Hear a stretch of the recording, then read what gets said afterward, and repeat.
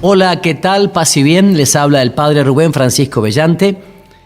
Es una alegría para mí poder compartir este trabajo que está dedicado especialmente a la pastoral familiar y que está orientado a la educación sexual en la familia, para que papá, mamá, los abuelos, también los tíos, los padrinos, madrinas, puedan orientar a los hijos pequeños, adolescentes y jóvenes en lo que es el proyecto de Dios en la educación para el amor. Por eso entonces los invito a compartir el decálogo de la educación sexual en la familia. La sociedad parece haber, dado la espalda a papá y mamá como responsables de la educación integral de sus hijos, en casa, en el hogar, en la pequeña iglesia doméstica. Es más, les complican la vida, sobre todo a través de la escuela, el Estado, los medios de comunicación social. Es más, la educación familiar, que antes contaba con la colaboración de la escuela, pública o privada, y de la iglesia, hoy se ve desafiada por la propia escuela, que con programas que el Estado provincial o nacional aplican, se va alejando del pensamiento del Evangelio, de un pensamiento antropológicamente cristiano, cristocéntrico, y además por los medios de comunicación social, internet, televisión, cine, que evidentemente están distorsionando, mamarrachando la imagen del auténtico amor y de la auténtica sexualidad como expresión de toda la persona. Son como grandes supermercados que exhiben a toda hora y con técnicas sofisticadas y atrayentes, claro, muy atrayentes porque cuestan millones de dólares, sus productos para atraer a los clientes de todas las edades. Todo vistoso, todo colorido, todo atractivo. Lo presentan a través de spots publicitarios, concursos, certámenes, jóvenes bonitos que parece que nunca le pasan los años, actrices, modelos, opinólogos. Si bien los opinólogos, los periodistas y las revistas no llegan fácilmente a todos los hogares por motivos económicos, sí llega la televisión y sí llega Internet. A través de la televisión, sobre todo, ha llegado una subcultura terrible. Hasta Internet trabaja contra una educación sexual sana. Ni hablar de que en muchísimos países de América Latina ningún diputado, ningún senador o legislador ha hecho una ley para poner filtros a algunas páginas de Internet. Así que los padres están todavía mucho más al descubierto de esto, ¿no? El campo más explotado por las imágenes a través de películas, novelas, debates y shows es el de la genitalidad más que sexualidad. Se habla a cualquier hora, se habla chacoteando, riéndose, mofándose, se habla con doble sentido, se lo denigra.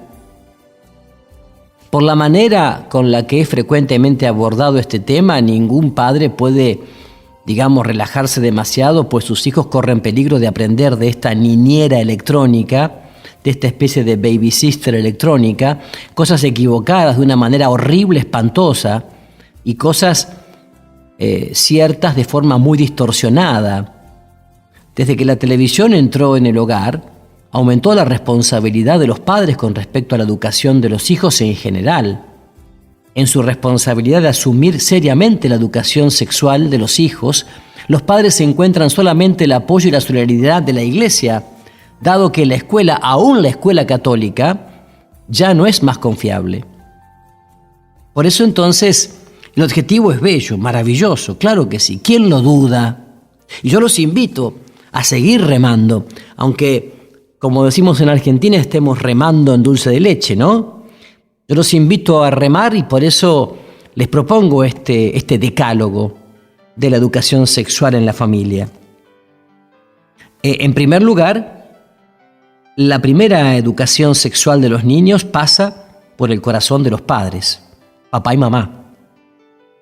Ella se arraiga en el afecto que une y caracteriza el día a día de los dos, Los niños aprenden rápidamente si la cama es más importante para los padres que el resto de la casa y del tiempo disponible.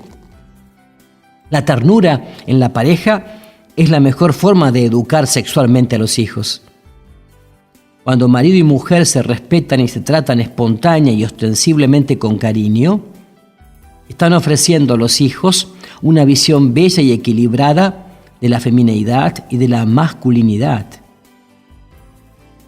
Un padre y una madre en segundas o terceras nupcias ciertamente enfrentan más dificultades a la hora de transmitir equilibrio sexual o afectivo hacia los hijos. Ellos, normalmente, no están a favor de una nueva unión de uno de los padres, ya que en este caso son más víctimas que beneficiarios. Aunque tan ligeramente se habla de los míos, los de él y los otros. Además, la mezcla de niños, hijos e hijas de padres diferentes que viven bajo el mismo techo no favorece una convivencia armoniosa la mayoría de las veces. Un padre que no sabe vivir sin mujer y una madre que no soporta quedarse sin un hombre logran transmitir a los niños una imagen poco simpática de la sexualidad, casi de codependencia, que es una enfermedad. En segundo lugar, la sexualidad es una fuerza destinada por el Creador a generar una comunión profunda entre marido y mujer.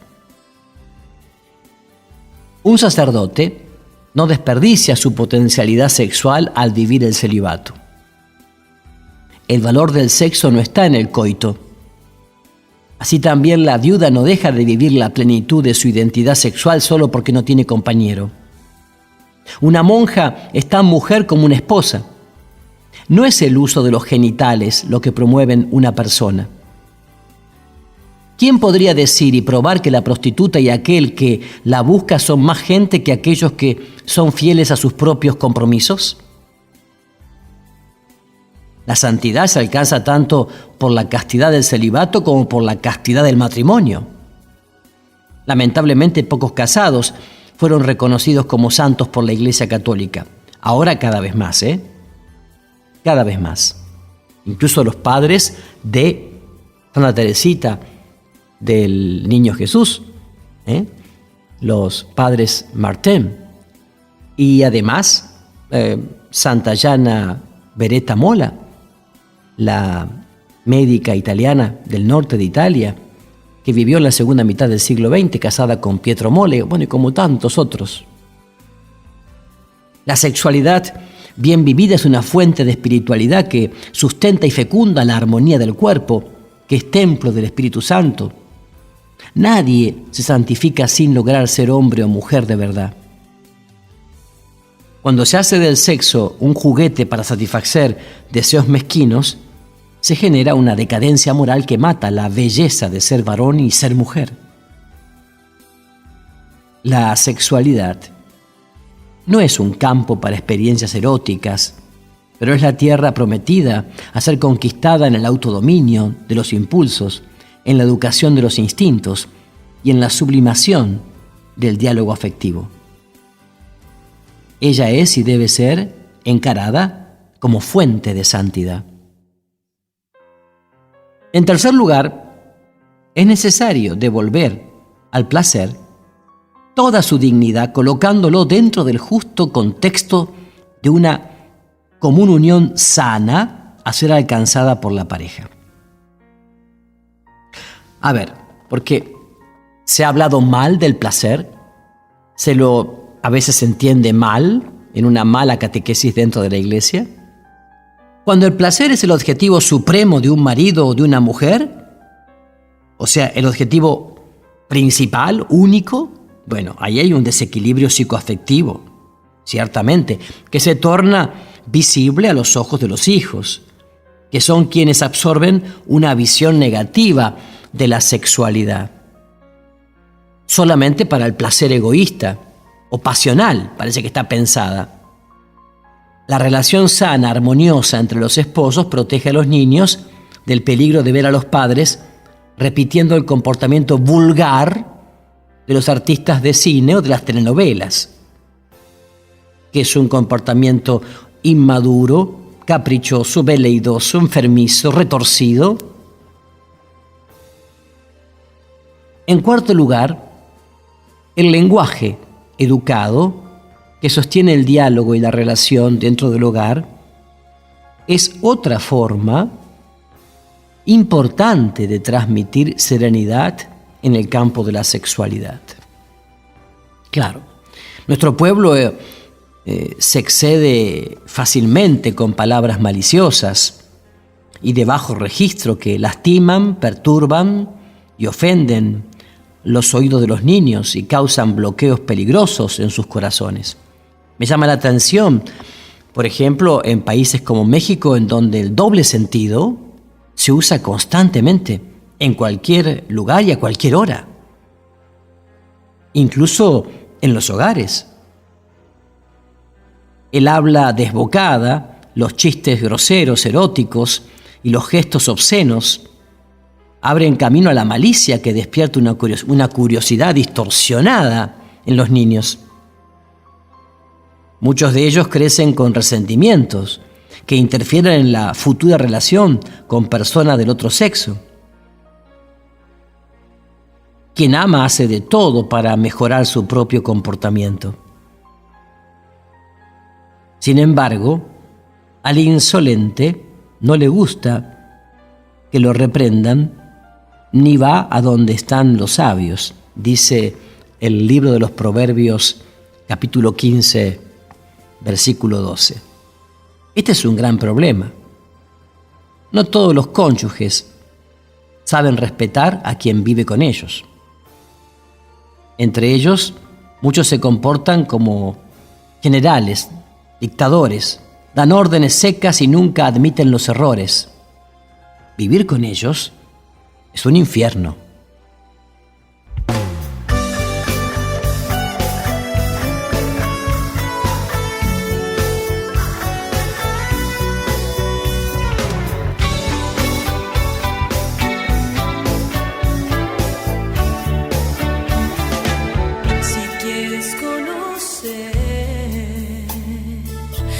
Verdadero amor,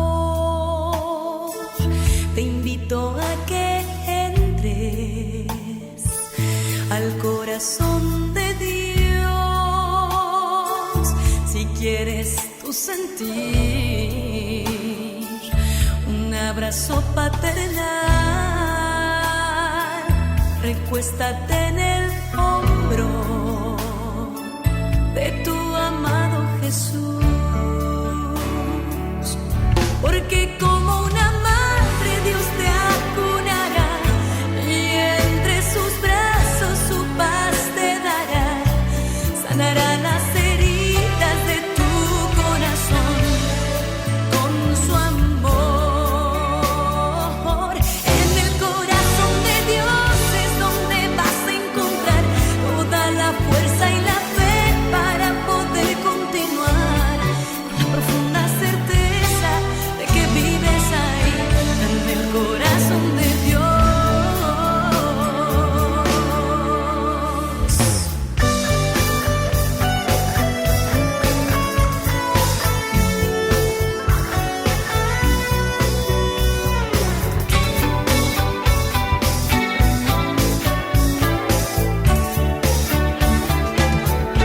Haz la prueba y verás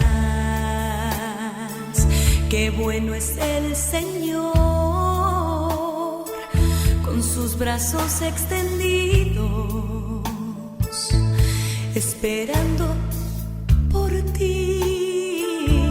Abandónate en Él, siente su beso de amor que sana las heridas de tu corazón.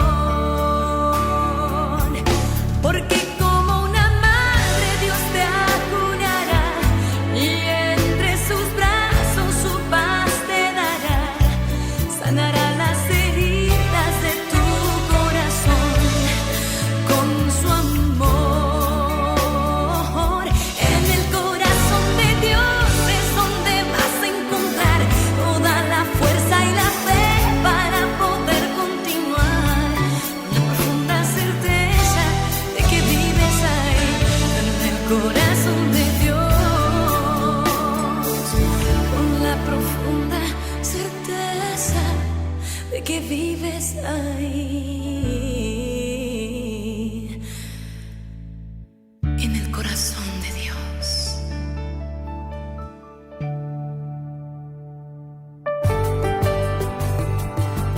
En quinto lugar, los libros, las revistas, los videos, los programas de televisión. El hijo de un fanático de fútbol, ¿no?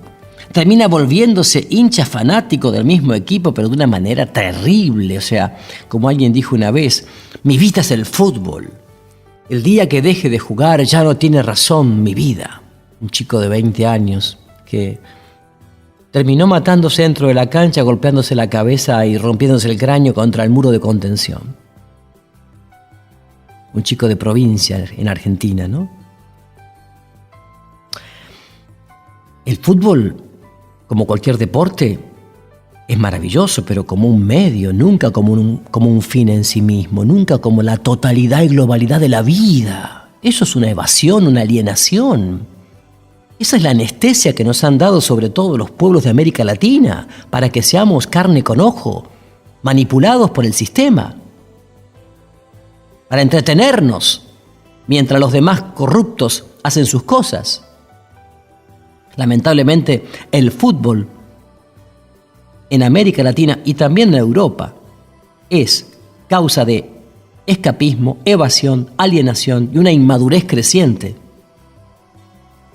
¿Qué podemos decir entonces de la influencia que ejercen los padres que eligen programas y películas eróticas, frívolas, superficiales, faranduleras, que toda la familia está obligada a ver sin importarles la edad de sus miembros y la violencia de las escenas? ¿O la estupidez, el morbo? No basta ver los programas juntos y dar explicaciones oportunas. Ciertas escenas de violencia carnal golpean la sensibilidad de chicos que a veces son más sensibles que otros. No importa que tengan 10, 11, 12 años, 13, y dejan marcas negativas profundas que perjudican el desarrollo armonioso de los hijos, aún pequeños. Los locales de alquiler de videos están facturando con el material pornográfico que las familias buscan, sobre todo los fines de semana, porque no faltan psicólogos, de estos que van a estudiar psicología porque no pueden arreglar ni su propia vida, y entonces desarreglan bastante frecuentemente la vida de los demás, que aconsejan a algunas parejas, algunos matrimonios que no funcionan bien en su vida íntima genital, porque falta comunicación, diálogo, ternura y todo eso. Entonces aconsejan que miren pornografía para poder excitarse. Imagínense ustedes, como si la sexualidad fuera solamente algo fisiológico, cuestión de una inyección. Ahí está faltando algo. Está faltando integrar la genitalidad a una sexualidad integral. Un libro obsceno o las revistas pornográficas pueden incluso ser guardados o leídos a escondidas, pero una película del mismo tenor está al alcance de todos los miembros de la familia. ¿Cómo justifican los padres su complacencia ante ciertos programas o películas de contenido dudoso? Hoy, como ya vimos, hasta Internet es una posible aliada de mal gusto. Y no tenemos una legislación en casi ningún país de América Latina que nos proteja de eso. No tenemos filtros a un montón de páginas pornográficas a la cual nuestros niños tienen acceso sin ningún problema, en casa o en los cibers.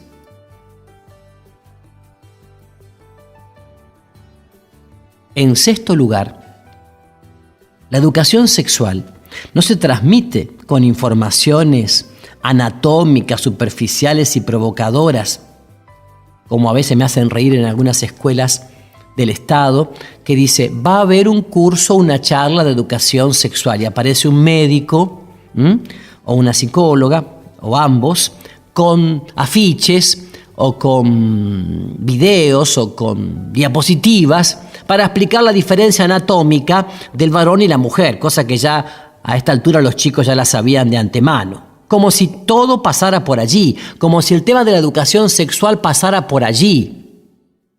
Y no se habla de educación para el amor, de educación afectiva, no tanto la diferencia física ni siquiera psicológica entre el varón y la mujer, más aún hoy que se habla de la teoría de género.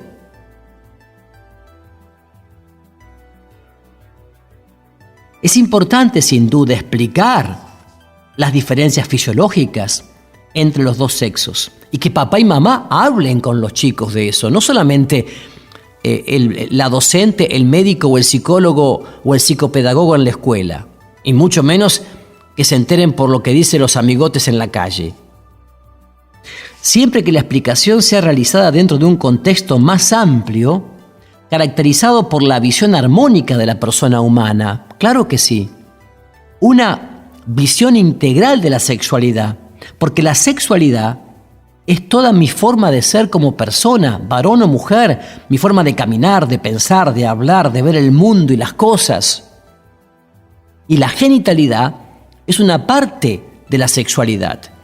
Si yo reduzco al ser humano a la pura genitalidad, lo estoy reduciendo al puro instinto. Además, el mayor órgano sexual es el cerebro. Por lo tanto, muchos problemas de la cintura para abajo tienen que ver con gravísimos problemas de la cintura para arriba, en el corazón y en la mente. Llenamos la cabeza de imágenes, dejamos que la loca de la casa, la imaginación, haga sus desastres y después no podemos contenernos de la cintura para abajo. Tenemos un corazón de piedra o de corcho, frívolo, impermeable, superficial, cínico, incapaz de amar, incapaz de ternura, de servicio, de delicadeza, de solidaridad, y efectivamente no esperemos que no haya problemas de la cintura para abajo. Es decir, la visión armónica de la persona humana. Para ello es necesario proporcionar a los niños normas morales que les posibiliten el discernimiento de la belleza de su estructura sexual al regalo supremo que debe caracterizar el amor conyugal.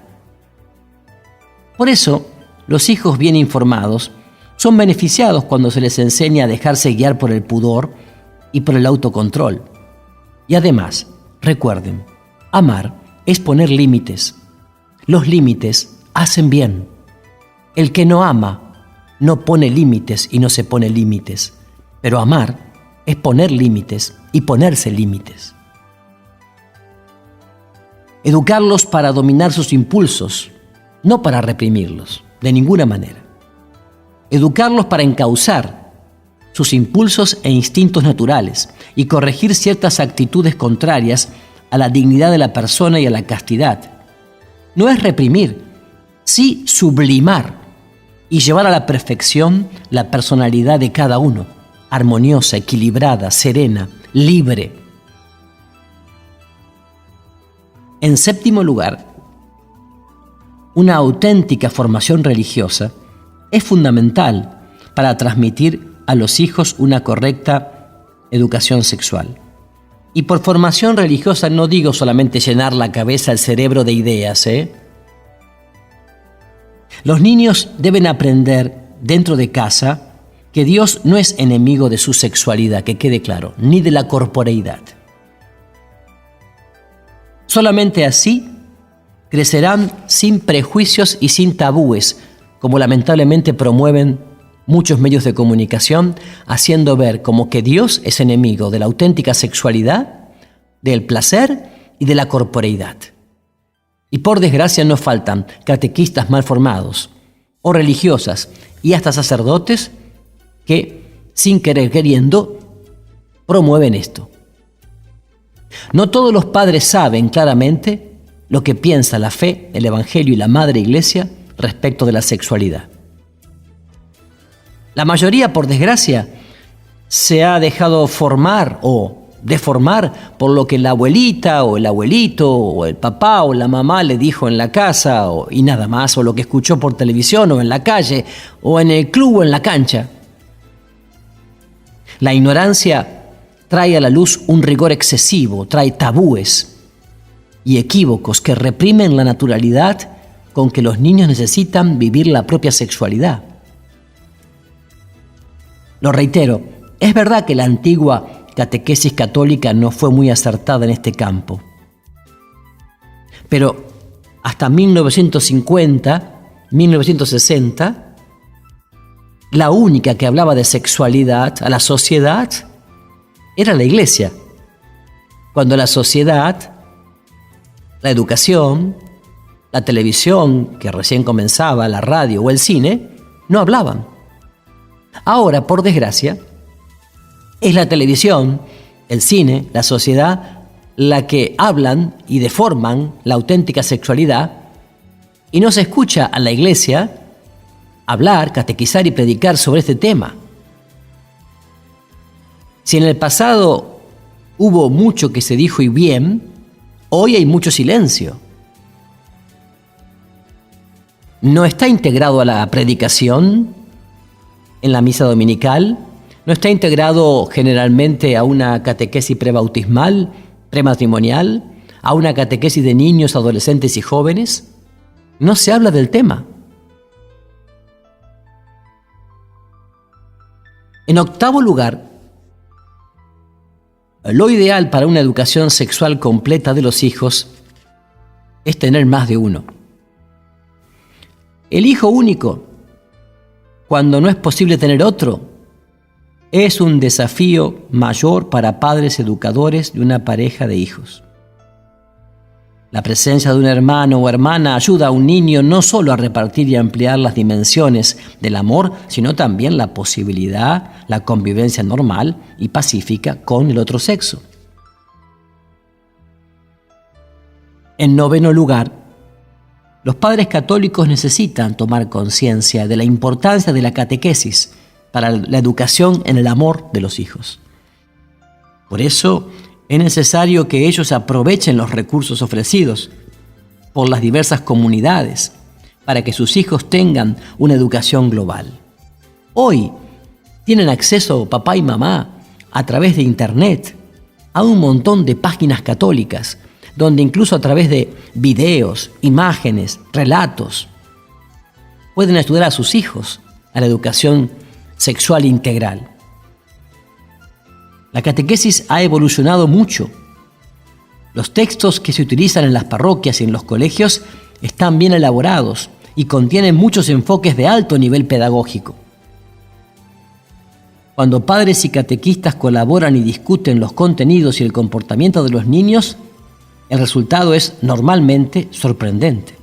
Y reitero, hay que aprovechar también la riqueza que presenta hoy Internet a través de muchas páginas católicas muy buenas y bien orientadas. En décimo lugar, las familias deben actuar en la comunidad cristiana.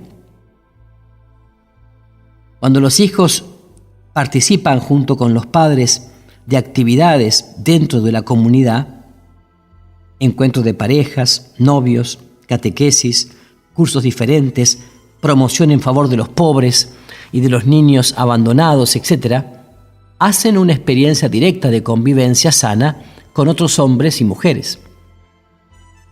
En vez de la promiscuidad banal de ciertos ambientes de esparcimiento, los hijos experimentan la belleza del estar juntos y del respeto recíproco entre hombres y mujeres.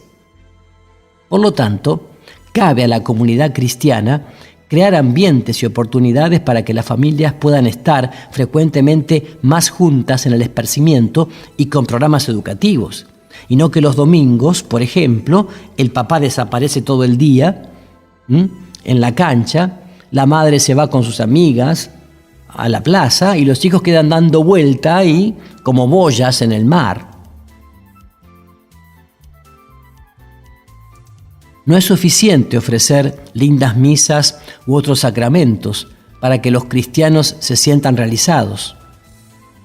Ser sal de la tierra y luz del mundo exige creatividad. La comunidad es el lugar ideal para crear una cultura anticonformista en función de la degradación moral de nuestra sociedad. Dichas sugerencias son sencillas, pero pueden abrir el campo de la reflexión de los líderes de la pastoral familiar parroquial o diocesana. los propios padres encontrarán en ellas pistas para vivir mejor el desafío de ser llamados a ser formadores de hombres y mujeres auténticos.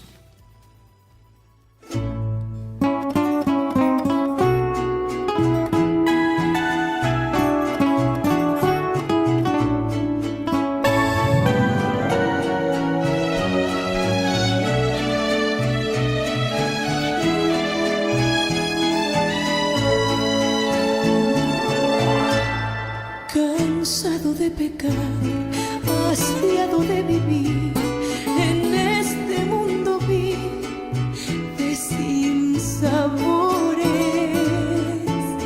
abandonado al fin, sin amigos me vi, llorando mi desgracia y mis errores. Cual pródigo viví, del cielo descendí, siendo el hijo del rey de los cielos. Oh Padre, vengo a ti, no me hagas tal cual fui, solo hazme como uno de tus siervos. Mi Padre me encontró, al hogar me llevó, hay fiesta y alegría inolvidable. De besos me cubrió, de gracia me vistió, con su misericordia incomparable.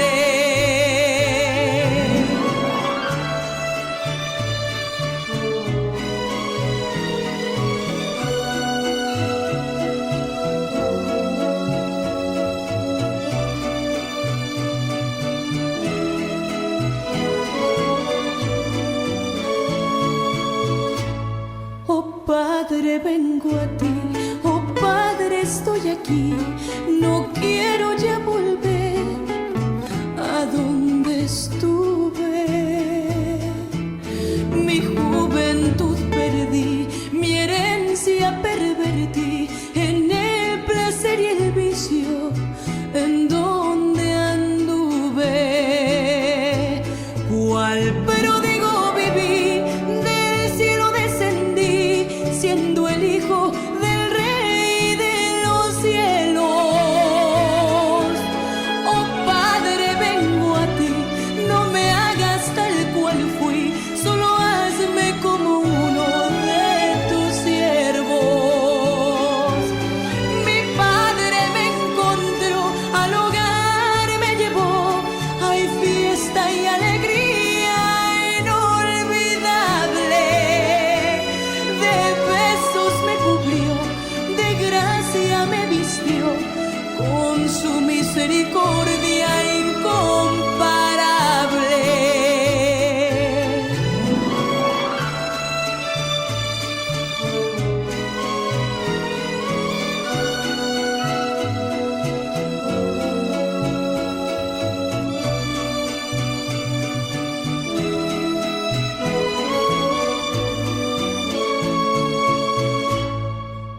Pero para educar correctamente es necesario tener en mente principios claros. A ver, antes que nada deberíamos reconocer que el comportamiento sexual es algo del carácter y de la personalidad y que no podemos considerarlo algo neutro, desprovisto de valores.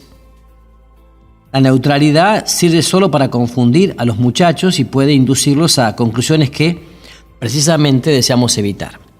Por eso, en primer lugar, la educación sexual debería enseñarles a los muchachos la continencia como norma a seguir y respetar. En segundo lugar, al enseñar la continencia, los cursos deberían ser claros acerca del hecho de que el sexo no es simplemente un acto físico, mecánico o biológico que no se puede aguantar. Debemos decir la verdad, describir la realidad. Debemos explicar que el sexo lleva a sentimientos y emociones complicadas. Algunas de ellas son ennoblecedoras, mientras otras, admitamos, pueden degradar uno de nuestros mejores impulsos y al mismo tiempo degradar a los otros. En tercer lugar, los cursos sobre educación sexual o educación para el amor deberían hablar a favor de la institución de la familia, de una visión de la familia abierta.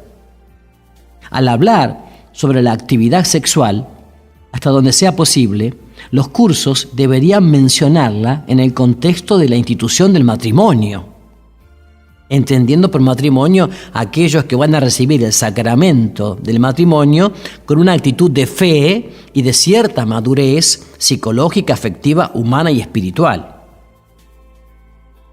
Debemos hablar de la fidelidad, compromiso y madurez de las parejas que tuvieron éxito como meta a alcanzar por nuestros,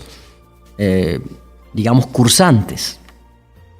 Y al mismo tiempo también presentar testimonios, ya sean grabados o presenciales, de matrimonios que han salido airosos de dificultades y que están viviendo una sexualidad plena. Los testimonios son necesarios y son muy contundentes. Es necesario que los catequistas, profesores, docentes, en fin, les hablen a los jóvenes acerca de su disposición para la maternidad y no tener miedo de utilizar las palabras modestia, pudor y castidad. Además, los docentes, catequistas, profesores y responsables tienen que asegurarse que los cursos de educación sexual o educación para el amor no quiten los valores y creencias que, aún hoy en día, hacen que muchos jóvenes consideren la modestia sexual como algo bueno, pues se trata de algo muy íntimo, muy personal, que no se puede andar vendiendo como quien vende 1 kilo de carne o 1 kilo de pan. Elogiemos siempre la modestia, el pudor. Los docentes, catequistas, profesores no deben tener miedo de decir al dar el encuentro catequístico o la clase lo que otras muchachas han aprendido por su propia y triste experiencia. Hay que ser crudo en esto. Incluso también traer testimonios de la prensa, de lo que ocurre a nivel nacional, de los testimonios que los chicos han visto y ven por internet, por radio, por televisión,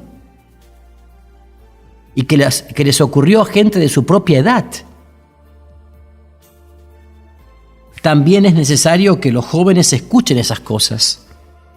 Es necesario que escuchen lo que significa ser padre, las responsabilidades que implica el hecho de ser padre. Y se les debiera decir que la decisión de aceptar la responsabilidad de ser padre debe acompañarlos para toda la vida y no como un accidente que se dio después de 4 o 5 cervezas y una noche alocada.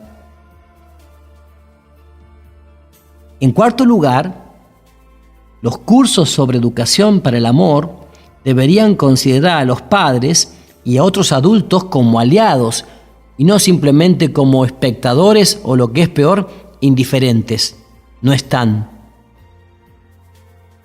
Con relación a los primeros, podrían participar de los encuentros como observadores, informarse acerca del contenido de esos cursos y promover el diálogo entre padres e hijos con relación al tema de la sexualidad. Los estudios demuestran que cuando los padres constituyen la principal fuente de educación para el amor o educación sexual, los hijos son menos propensos a participar de actividades sexuales promiscuas. Eso no debería sorprendernos si recordamos que el hogar es el crisol donde se forma el carácter, los límites, los criterios, las actitudes, y que los padres son los primeros y más importantes catequistas, formadores y testigos delante de sus hijos. Por último, tanto las escuelas como los padres y las comunidades deberían prestar más atención a las personalidades de quienes enseñan a sus hijos este tema. Este docente, este catequista, este profesor o este médico o esta psicóloga o esta psicopedagoga, ¿quién es?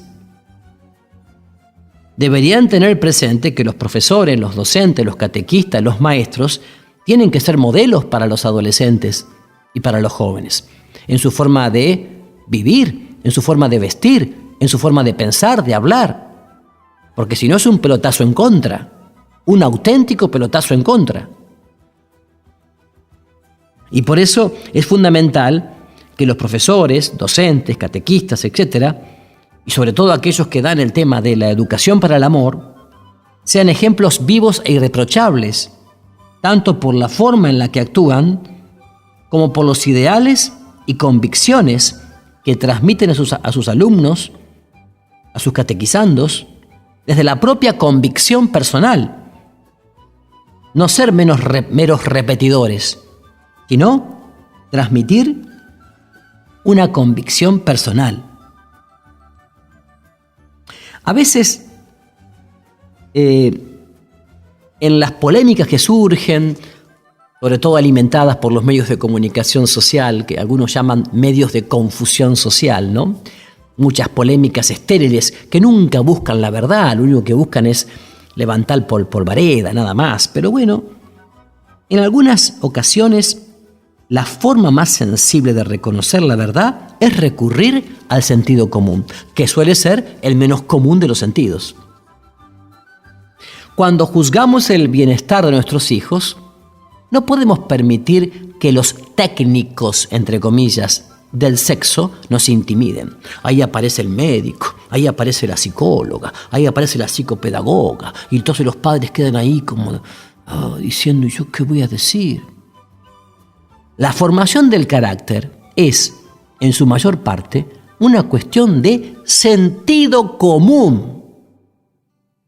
La educación para el amor tiene mucho que ver con la manera con que muchachos y muchachas, varones y mujeres, se comportan unos con otros y consigo mismos. Por eso, papá y mamá tienen que ser buenos observadores de sus hijos en su casa. Sus gestos, sus opciones, cómo se manejan con sus amigos, amigas. Por lo tanto, entonces, la educación para el amor es algo que afecta el carácter y la formación del carácter. Un cursito, una charla de educación sexual que no se centralice en las cuestiones de lo que está bien y lo que está mal, constituyen una evasiva y además una irresponsabilidad, una reverenda inmadurez. Si pretendemos que los cursos sobre educación sexual o educación para el amor sean organizados de tal forma que traten la realidad en toda su complejidad, con las crudas verdades de la condición humana, serán bienvenidas en nuestras escuelas, parroquias y catequesis, pero si por el contrario no están preparados para decir la verdad, aunque sea cruda y dura, o desean simplificarla o distorsionarla o acomodarla a los lobbies de turno, a las presiones culturales, ambientales, u omitir algunos aspectos de esas realidades porque no convienen, porque afectan intereses políticos, económicos, de grupos, etc., bien, mejor sería prescindir de ellos y decirles, muchas gracias, buenos días, pueden irse. Hay que tener en cuenta esto porque hay muchos especialistas que lo están diciendo y papá y mamá tienen toda autoridad para hacer esto porque sus hijos son, antes que nada, sus hijos. Y no hay ningún derecho a que nuestros hijos sean precozmente infelices, insatisfechos, simplemente porque otros le llenan la cabeza de estiércol sin mostrar la auténtica, maravillosa y reveladora dimensión de la educación para el amor.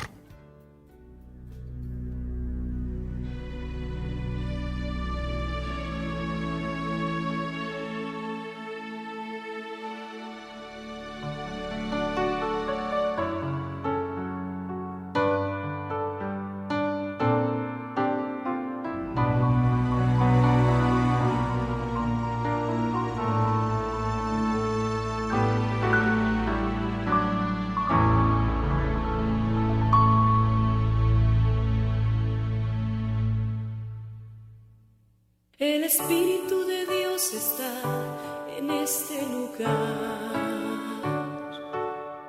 El Espíritu de Dios se mueve en este lugar. Está aquí para consolar, está aquí para liberar, está aquí para guiar, el Espíritu de Dios está aquí.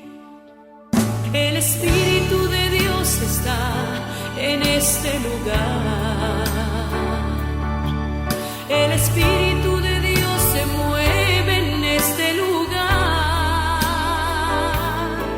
Está aquí para consolar, está aquí para liberar, está aquí para guiar, el Espíritu de Dios está aquí.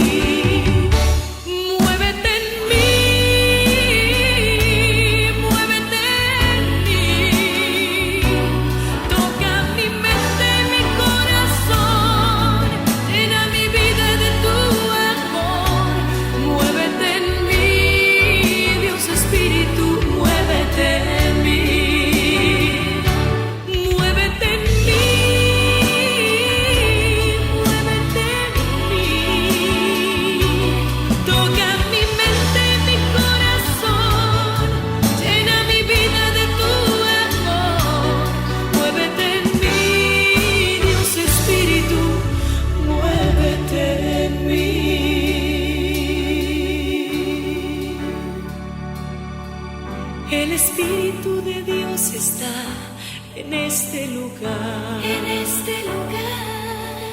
El Espíritu de Dios se mueve en este lugar. Está aquí para consolar, está aquí para liberar, está aquí para guiar. El Espíritu de Dios está aquí. El Espíritu de Dios está en este lugar. El Espíritu de Dios se mueve en este lugar. Está aquí para consolar, está aquí para liberar, está aquí para guiar. El Espíritu de Dios está aquí.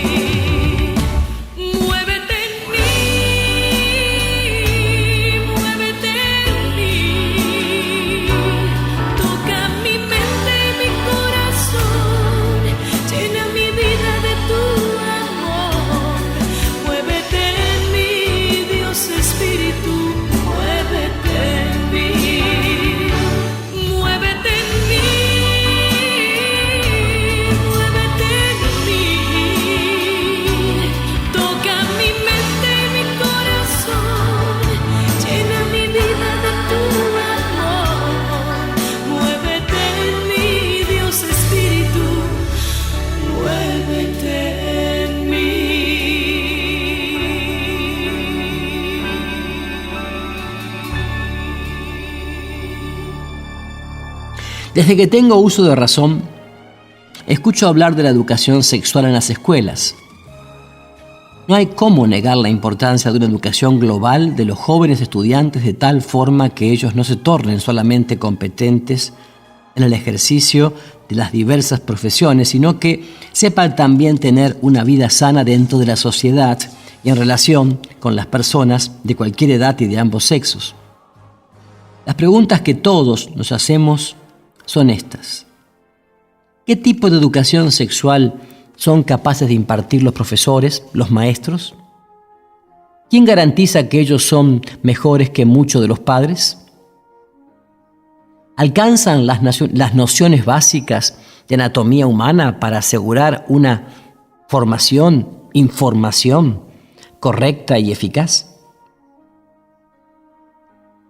Es cierto que es muy importante trabajar con los docentes, trabajar con los catequistas.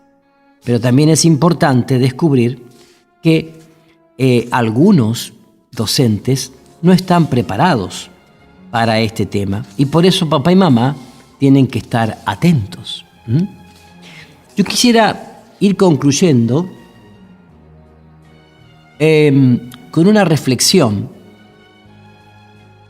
que nos habla de que el erotismo enloquecido no genera personas felices, solo aumenta el número de frustrados, de insatisfechos. No sé de dónde viene el sentimiento que de ternura y paz llena el corazón.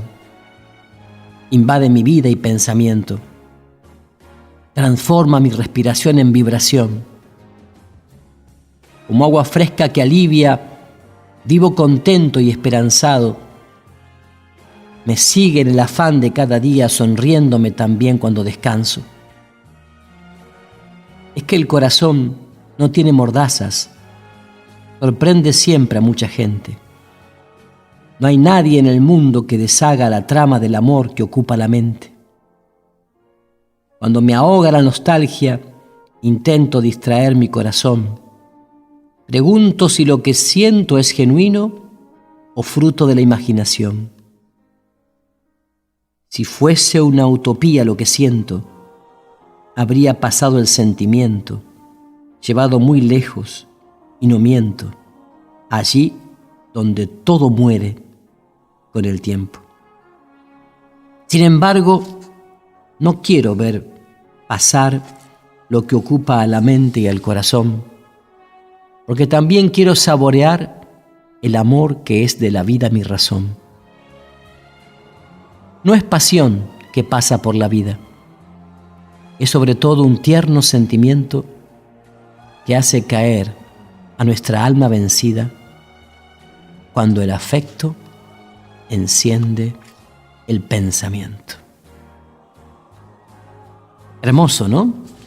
Sí, muy hermoso, muy hermoso. Tan hermoso como para recordar esto, ¿no?, que nos decía Teilhard de Chardin. El amor es la más universal, la más formidable y la más misteriosa de las energías cósmicas. Lo decía el teólogo Teilhard de Chardin. Y también recordar que el destino del varón y la mujer que se aman es la comunión, la común unión, y esta solo puede alcanzarse por medio de la fe. La capacidad de encontrar lo que es esencial estimula a las parejas a salir de la mediocridad rutinaria.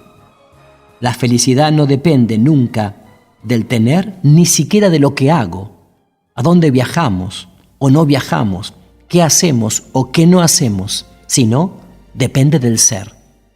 Y también como papá y mamá, esto es muy importante. No importa tanto lo que nuestros hijos hagan, sino lo que ellos son, porque el hacer depende del ser.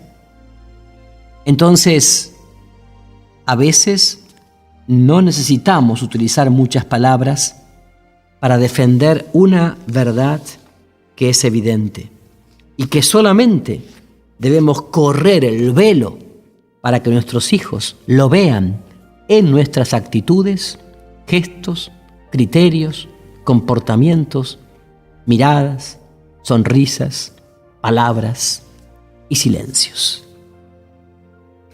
Que a través del corazón inmaculado de María, Madre de las Familias, los bendiga el buen Dios Todopoderoso que es Padre, Hijo y Espíritu Santo, y que ese Espíritu Santo que está siempre con ustedes los inspire y acompañe para que puedan llevar a buen término la tarea maravillosa de ser papá y mamá catequistas, papá y mamá que se santifican trabajando por la santidad de sus hijos, haciendo de cada hogar un ámbito maravilloso con sus más y con sus menos, que es una iglesia doméstica que anticipa ya, aquí y ahora, el cielo en la tierra. Paz y bien para todos ustedes.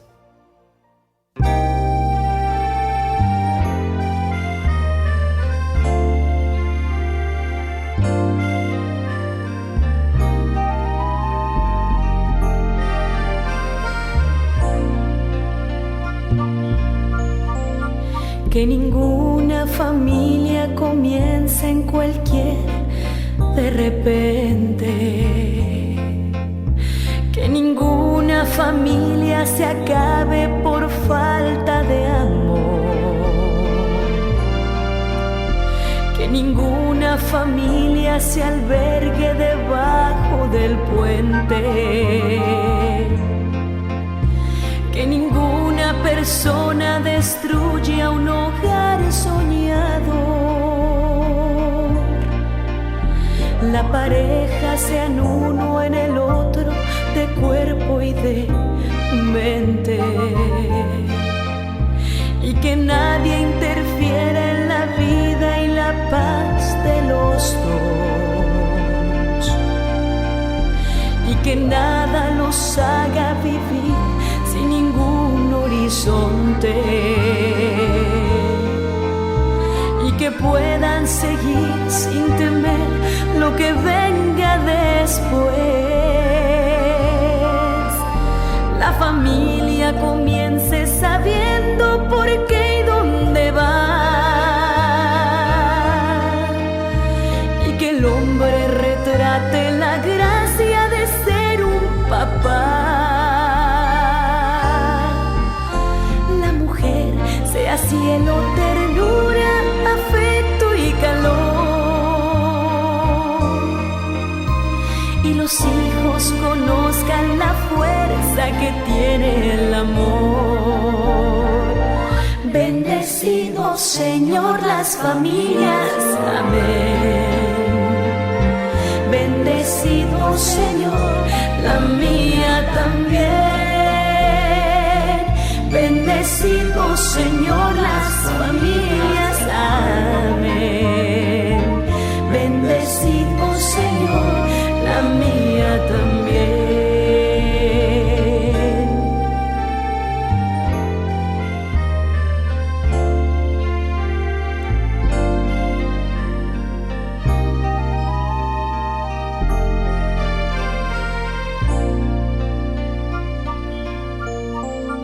Que marido y mujer de rodillas contemplen sus hijos, y que en ellos encuentren la fuerza de continuar. Que en la cuna los niños aprendan el don de la vida. La familia celebre el milagro del beso y del pan. La familia comience sabiendo por qué y dónde va, y que el hombre retrate la gracia de ser un papá. La mujer sea cielo y ternura, afecto y calor, y los hijos conozcan la fuerza que tiene el amor. Bendecido Señor las familias, amén. Bendecido Señor la mía también.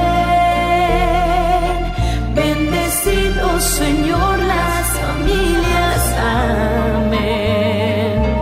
Bendecido Señor la mía también. Bendecido Señor las familias, amén. Bendecido Señor la mía también.